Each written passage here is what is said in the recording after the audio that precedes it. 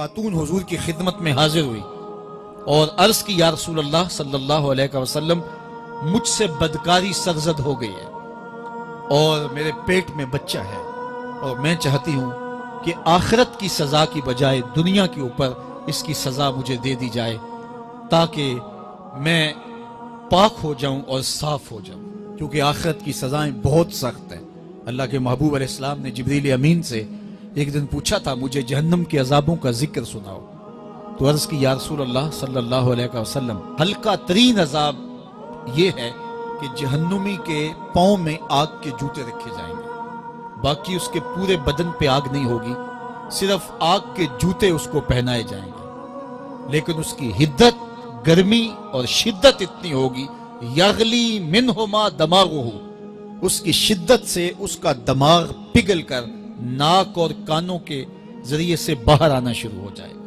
یہ سب سے ہلکے عذاب کی کیفیت ہے، اور جو عذاب سخت ہیں الیاذ باللہ، اللہ تعالیٰ قرآن مجید میں فرماتا ہے ثم لا يموت فیہا ولا یحیا، اس بڑے عذاب کا ذکر کیا جو جہنمیوں کو دیا جائے گا، فرمایا اس عذاب کی کیفیت یہ ہوگی بندہ نہ جیے گا نہ مرے گا۔ جیے گا اس لیے نہیں کہ آگے اور پیچھے دائیں اور بائیں آگ ہی آگ ہوگی، تو اس آگ میں جینا کو جینا تو نہیں ہوگا، اور مرے گا اس لیے نہیں کہ موت کو موت آ چکی ہوگی۔ تو وہ کتنا سخت عذاب ہوگا الیاذ باللہ کہ ہلکے ترین عذاب کی کیفیت یہ ہے کہ پاؤں میں آگ کا جوتا اور دماغ پگھل کے ناک اور کانوں کے راستے سے باہر آ جائے۔ تو اس نے عرض کی یا رسول اللہ صلی اللہ علیہ وسلم میرے اوپر حد جاری کر دیجئے، اور اس نے کہا کہ میرے پیٹ میں جو ہے وہ بچہ ہے۔ اللہ کے محبوب علیہ السلام نے فرمایا جاؤ جب بچہ پیدا ہو تو پھر آنا۔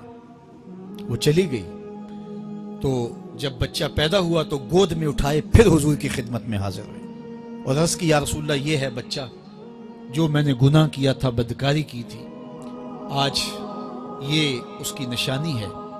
تو اللہ کے محبوب علیہ السلام نے فرمایا کہ اسے لے جاؤ اور اسے دودھ پلاؤ، اور جب یہ کچھ کھانے پینے لگ جائے گا تو پھر آنا۔ کچھ دنوں کے بعد وہ دوبارہ حاضر ہوئی اور اس نے اس بچے کے ہاتھ میں روٹی کا ٹکڑا دیا ہوا تھا اور عرض کی یا رسول اللہ دیکھ لیجئے اب یہ روٹی کھانے لگ گیا ہے۔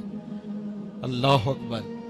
تو اللہ کے محبوب نے فرمایا انہیں لے جاؤ اور جا کے انہیں سنگسار کر دو۔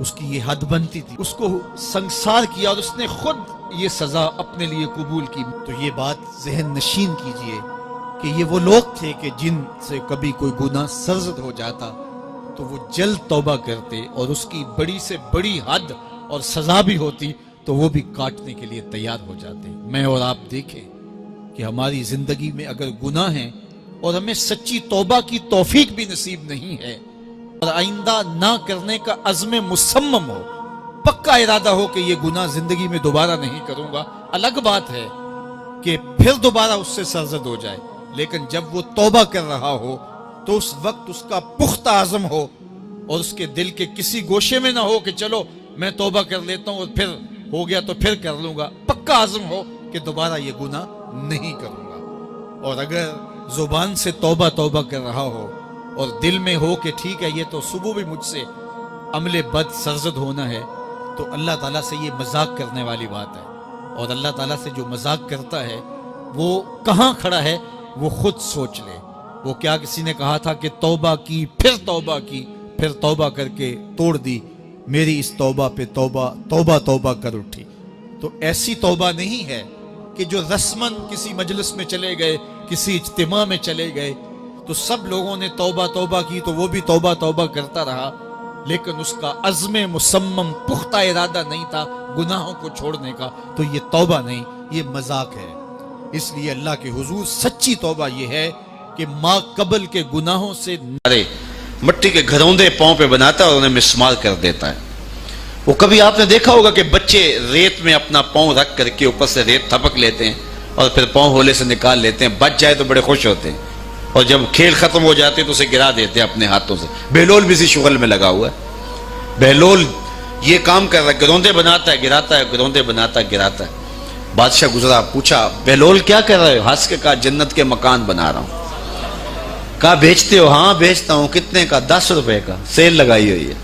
بادشاہ مسکرا کے گزر گیا. دیوانہ ہے، مجنوں ہے، اپنی موج میں لگا ہے. پیچھے سے ملکہ زبیدہ بھی آ رہی تھی. اس نے بھی دیکھا. کہا بہلول کیا کر رہے ہو؟ کہا جنت کے مکان بنا رہا ہوں. کہا بیچتے ہو؟ ہاں 10 روپے کا بیچتا ہوں. 10 روپے بادشاہوں کے لیے کیا ہوتے ہیں؟ 10 درہم نکالے، اس کو دیے، اس نے دریائے دجلہ میں پھینک دی. فقیر اتنی دیر تک فقیر نہیں بنتا. داتا صاحب فرماتے جب تک مٹی کا ڈھیلا اور سونے کی ڈلی اس کی نظر میں برابر نہیں ہو جاتا. اور ایک مکان کے گرد، ایک وہ گھروندے کے گرد دائرہ لگایا. کہا یہ تیرا ہوا. ملکہ گزر گئی. بادشاہ بھی چلا گیا. شام کو اپنے محل میں پہنچے. بادشاہ سویا. منظر جاگا کہ حشر کا دن ہے، پھر جنت کا منظر ہے. جنت میں بڑے بڑے خوبصورت مکان ہیں. ایک مکان تو بڑا ہی اچھا لگا، تو جی چاہا کہ اس مکان کو دیکھوں. تو جب قریب گیا تو دروازے پہ لکھا تھا ملکہ زبیدہ. شوق سے آگے بڑھا تو دربان نے روک دیا. کہا یہ ملکہ کا ہے. کہا وہ میری ہی ملکہ ہے. کہا دنیا کے ضابطے اور ہیں، آخرت کے ضابطے اور ہیں. بادشاہ کی آنکھ کھل گئی، بے چین ہو گیا. ملکہ کو بیدار کیا. کہا تو کون سا نیک عمل کیا ہے؟ میں نے جنت میں تیرا یوں مال دیکھا. ملکہ کہنے لگی وہی معمول کی نمازیں، وہی سب کچھ، کوئی نیا کام تو میں نے کیا نہیں. ہاں یاد آیا، کل گزر رہی تھی، دجلہ کا کنارہ تھا، وہ جسے لوگ مجذوب کہتے ہیں، وہ جو دیوانہ کہلاتا ہے، وہ بہلول، وہ جنت کے محل کہتا تھا وہ بنا رہا تھا. میں نے کہا چلو کوئی بات نہیں، فقیر ہے، 10 روپے کیا ہوتے ہیں. تو میں نے 10 روپے کا ایک محل خریدا تھا. بادشاہ سر پکڑ کے بیٹھ گیا. وہ تو مجھے بھی کہتا تھا. میں دیوانے کی بات سمجھ کے گزر گیا. اگلے دن بادشاہ قصدن گزرا. جب قصدن گزرا نا تو دل دھڑک رہا تھا کہ کہیں مجذوب پھر آج مل جائے اور اسی موج میں ہو تو کام بن جائے. دیکھا تو بہلول وہاں بیٹھا ہوا ہے. آگے بڑھ کے دیکھا تو کام بھی وہی. بادشاہ پھر رک گیا. پوچھا اب بہلول کیا کر رہے ہو؟ اب دل دھڑک رہا تھا کہ مجذوب ہے، کوئی اور بات کہہ دے تو چلو اچھا ہو کہ وہی جواب دے دے. اس نے وہی جواب دیا، جنت کے محل بنا رہا ہوں. بادشاہ کا کچھ دل ٹھہرا. پھر کہا اچھا بیچتے بھی ہو؟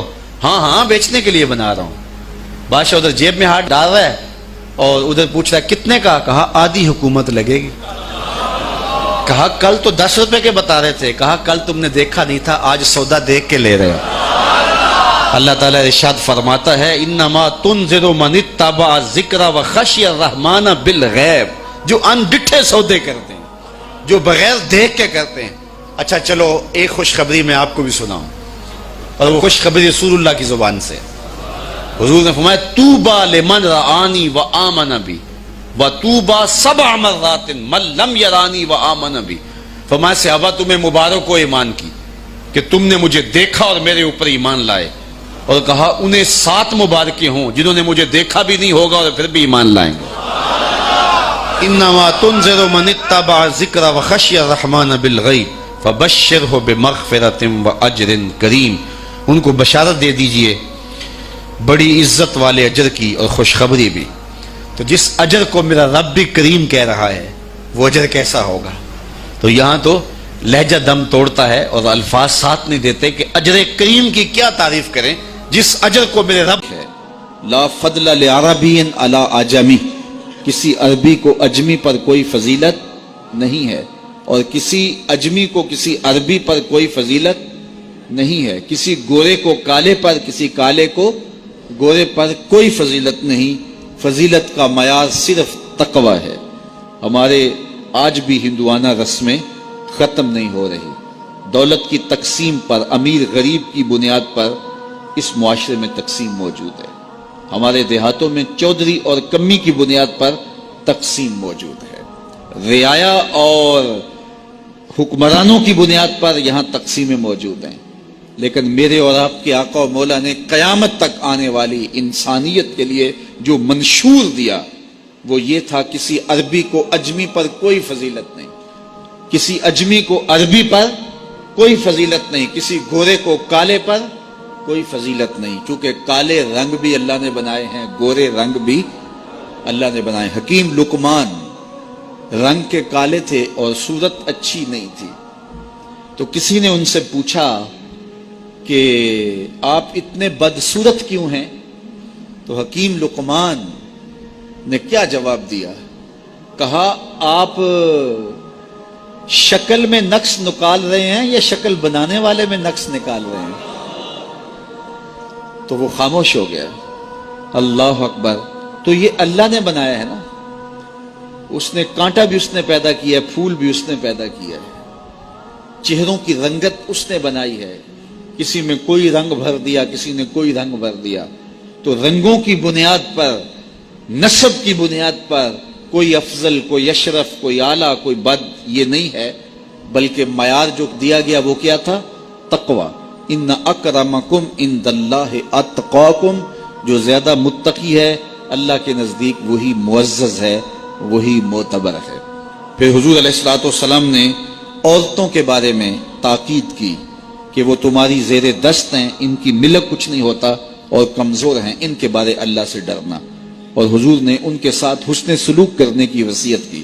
پھر غلاموں کے ساتھ حسن سلوک کرنے کا حضور نے درس دیا کہ جو خود کھاتے ہو وہ انہیں کھلاؤ, جو خود پیتے ہو انہیں پلاؤ, جو خود پہنتے ہو انہیں پہناؤ. بعض لوگ ملازم کو, ماتحت کو جو ہیں وہ ہلکے کپڑوں میں کسن رکھتے ہیں تاکہ پتہ چل جائے کہ یہ غلام ہے, یہ ملازم ہے اور ہم باس ہیں. حضور علیہ الصلوۃ والسلام نے ان 3 چیزوں کی تاکید کی. پھر حضور نے ہمسایوں کے حقوق کے حوالے سے بات کی, اور صحابہ فرماتے ہیں کہ اتنی بار حضور نے تاکید کی کہ ہمیں یہ گمان ہوا کہیں وراثت کے اندر حقدار نہ ٹھہرا دیا جائے. تو ہمسایوں کے حقوق کے حوالے سے حضور نے تاکید ارشاد فرمائی. پھر حضور نے 3 باتوں کی تاکید فرمائی. پہلی بات, عمل میں اخلاص پیدا کرو, چونکہ عمل کا خلوص ہی قبولیت کا سبب و ذریعہ ہے.